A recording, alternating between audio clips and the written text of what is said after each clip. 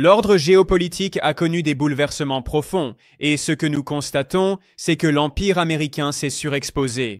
Et plus les États-Unis attaquent et s'en prennent à des pays étrangers, plus, en réalité, ils accélèrent la transition vers un monde plus multipolaire.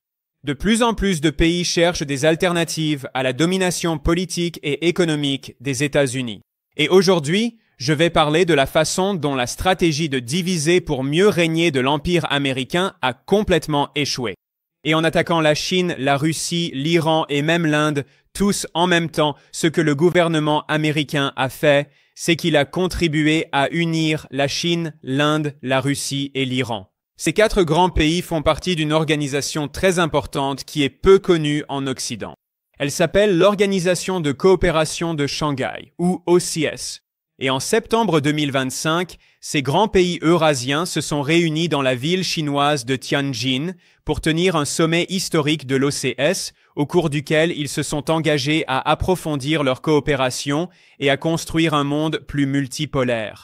Aujourd'hui, je vais analyser les résultats les plus importants de cette réunion historique qui illustre parfaitement comment, plus le gouvernement américain attaque d'autres pays à travers le monde, plus il les incite à construire un nouveau type d'ordre mondial, dans lequel les États-Unis ne sont plus l'hégémon mondial. Donc, en résumé, ce dont nous parlons de plus en plus, c'est d'un ordre mondial post-américain. Et l'un des exemples les plus clairs de cela est la façon dont Donald Trump, le président des États-Unis, a attaqué l'Inde, menaçant d'imposer d'énormes droits de douane à l'Inde. Et ce que cela a réellement provoqué, c'est que cela a rapproché l'Inde de la Chine, et lors de ce sommet de l'Organisation de coopération de Shanghai, la Chine et l'Inde ont considérablement amélioré leurs relations. Ainsi, les attaques du gouvernement américain se sont véritablement retournées contre lui. La Chine et l'Inde ont longtemps entretenu des relations très complexes et antagonistes, mais désormais elles se rapprochent, et la Russie est un partenaire proche à la fois de la Chine et de l'Inde. Ainsi, ces 3 immenses pays d'Eurasie se sont rapprochés de plus en plus et la stratégie américaine visant à les diviser a complètement échoué. C'était sans doute le résultat le plus important du sommet de l'OCS, mais ce n'était pas le seul. Une autre annonce importante est que le président chinois Xi Jinping a proposé la création d'une banque de développement de l'OCS, et les membres de l'organisation ont voté pour approuver cette proposition. Ils vont créer une nouvelle banque de développement axée sur les prêts en monnaie locale, car c'était un autre enjeu crucial discuté lors de ce sommet, la dédollarisation.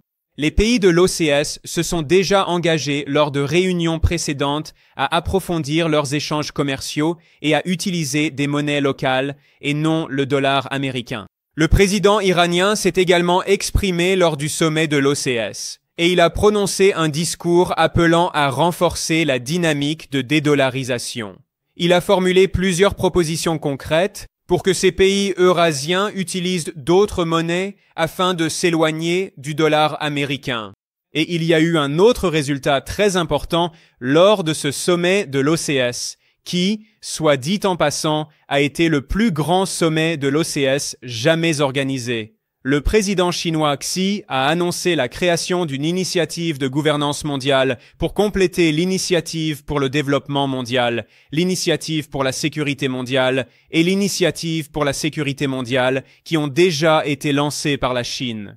Le but de cette nouvelle initiative est de transformer les institutions mondiales afin de créer un ordre plus multipolaire dans lequel la majorité des pays de la planète, c'est-à-dire les pays du Sud global, est une voix égale et pas seulement les puissances colonisatrices de l'Occident.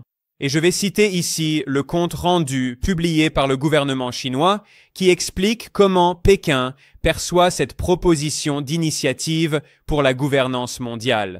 Il a été noté que, dans son discours au sommet, le président Xi a averti, je cite, « La mentalité de guerre froide, l'hégémonisme et le protectionnisme continuent de hanter le monde. » Fin de citation. Il a ajouté, je cite, « La gouvernance mondiale est arrivée à un nouveau carrefour. » Fin de citation. Ainsi, ce que la Chine souhaite faire, c'est rassembler les pays pour créer un nouvel ordre mondial. Et à quoi cela ressemblerait-il? Le président Xi a déclaré, je cite, « Tous les pays, quelle que soit leur taille, leur puissance ou leur richesse, sont des participants, des décideurs et des bénéficiaires égaux dans la gouvernance mondiale.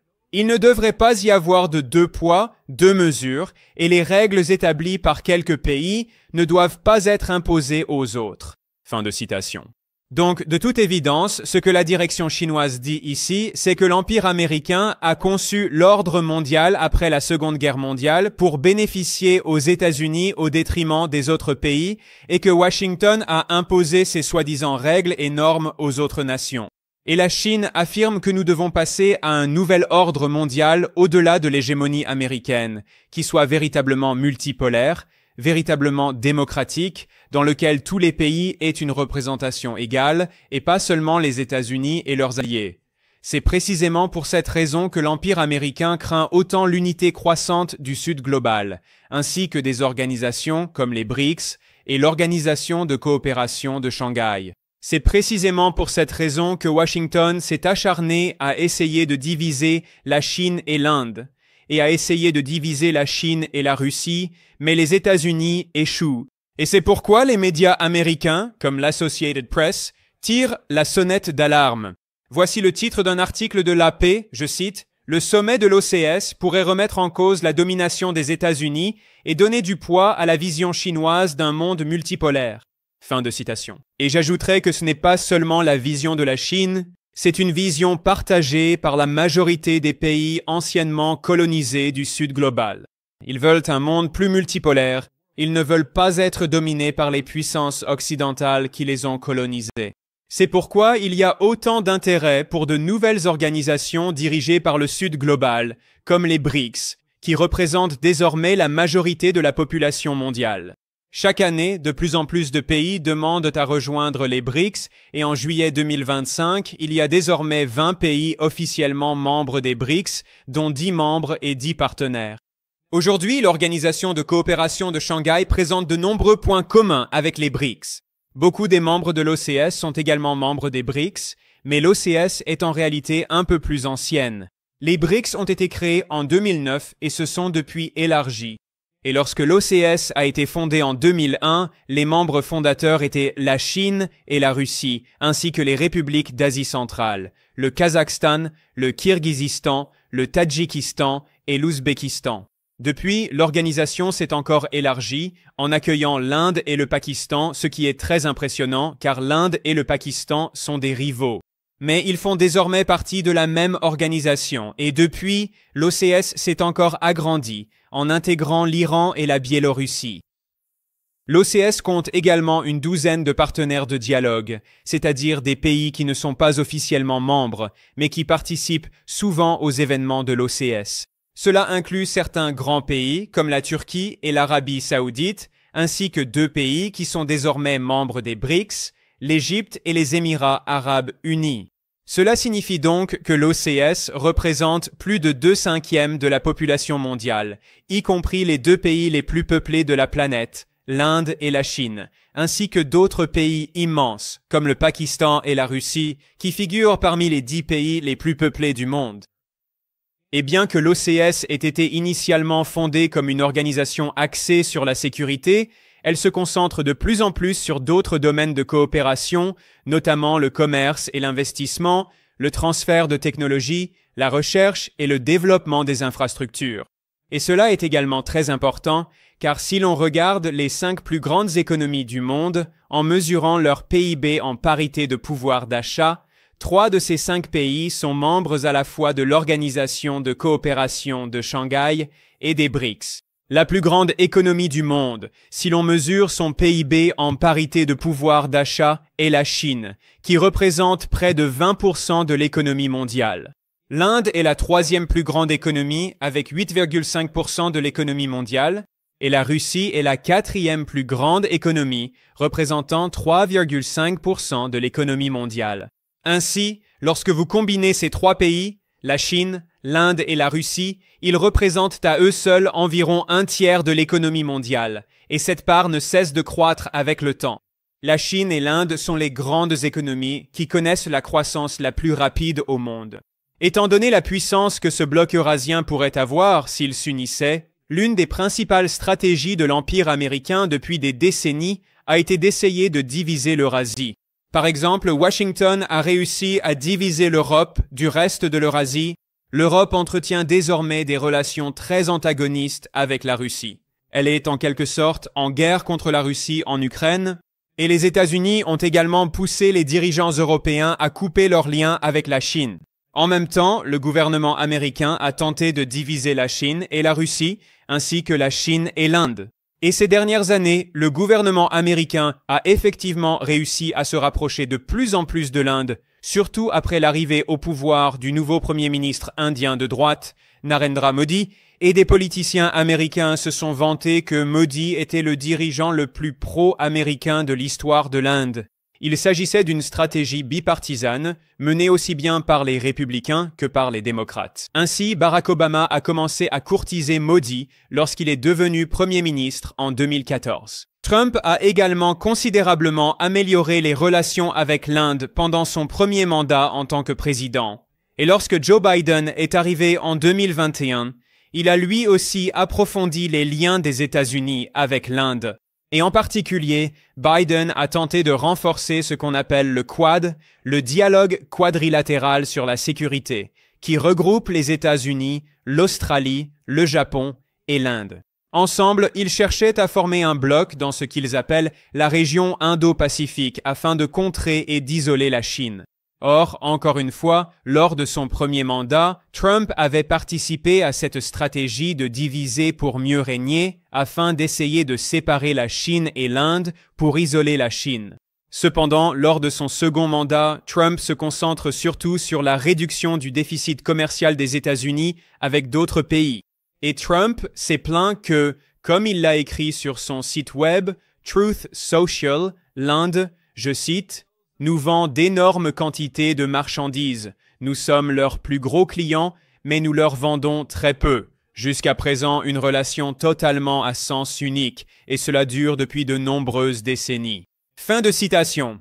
Maintenant, Trump exagère, bien sûr, mais ce qu'il veut vraiment souligner ici, c'est le fait que l'Inde a effectivement un important excédent commercial avec les États-Unis, et qu'au fil du temps, cet excédent commercial n'a cessé d'augmenter. Trump veut donc forcer l'Inde à acheter davantage de produits américains. Alors, comment compte-t-il s'y prendre? Eh bien, Trump a imposé d'énormes droits de douane à des pays du monde entier. Et en fait, les deux pays les plus lourdement taxés aujourd'hui sont le Brésil et l'Inde, qui font tous deux face à des taux de droits de douane officiels de 50%. La Chine, elle aussi, est soumise à des taux de droits de douane très élevés, qui fluctuent constamment.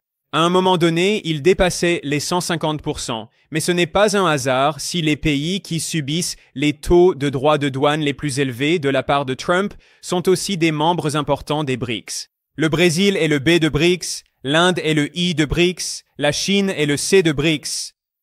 Et Trump a clairement indiqué qu'il voulait briser les BRICS, car il considère que les BRICS représentent une menace pour la domination mondiale du dollar américain.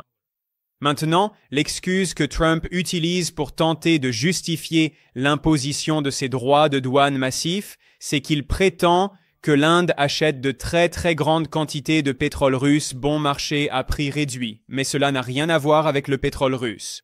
C'est simplement l'excuse de Trump. Ce dont il s'agit réellement, c'est que Trump utilise les droits de douane pour faire pression sur l'Inde afin de réduire le déficit commercial des États-Unis avec l'Inde. Cependant, plus Trump met la pression sur l'Inde, plus il rapproche en réalité l'Inde de la Chine. Et les États-Unis ont supposé pendant de nombreuses années que l'Inde et la Chine auraient toujours des relations très négatives.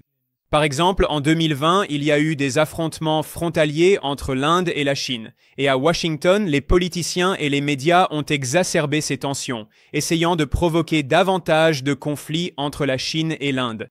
Mais ce que Trump fait réellement aujourd'hui, c'est qu'il pousse l'Inde à améliorer ses relations diplomatiques avec la Chine, et ce que nous avons vu en 2024 et 2025, ce sont plusieurs avancées diplomatiques majeures. Et l'un de ces événements a été le voyage historique du Premier ministre indien Modi en Chine pour ce sommet de l'OCS en septembre. Sur Twitter, Modi a publié des photos des dirigeants de l'Inde, de la Chine et de la Russie en train d'avoir des conversations amicales, tous réunis lors de ce sommet. Cela a constitué un revers symbolique très important pour les efforts de division et de domination de Washington. Lors de ce sommet de l'OCS à Tianjin, Modi a rencontré le président chinois Xi et il a qualifié cette rencontre, je cite, de « rencontre fructueuse ». Fin de citation. Et Modi a déclaré qu'il y a, je cite, « une dynamique positive dans les relations entre l'Inde et la Chine ». Fin de citation.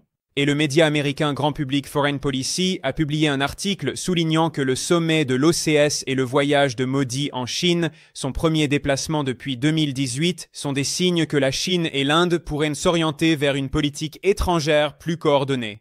Il a souligné que la Chine et l'Inde ont depuis longtemps des visions du monde convergentes. Tous deux se considèrent comme des États civilisationnels ayant des milliers d'années d'histoire, tous deux souhaitent être des leaders du Sud global, et, je cite, « tous deux veulent une répartition plus équitable du pouvoir dans un ordre mondial multipolaire ». Fin de citation. Et il est important de garder ces points à l'esprit, car pendant des années, des stratèges impériaux très arrogants à Washington ont pensé qu'ils pouvaient simplement utiliser l'Inde comme leur pion, comme leur marionnette pour tenter d'isoler la Chine, mais l'Inde est un pays immense avec ses propres intérêts. Et je vais lire ici un extrait de cet article du magazine Foreign Policy. Citation, « Il est temps pour l'Occident de réévaluer sa position de longue date, consistant à considérer l'Inde comme un contrepoids à la Chine.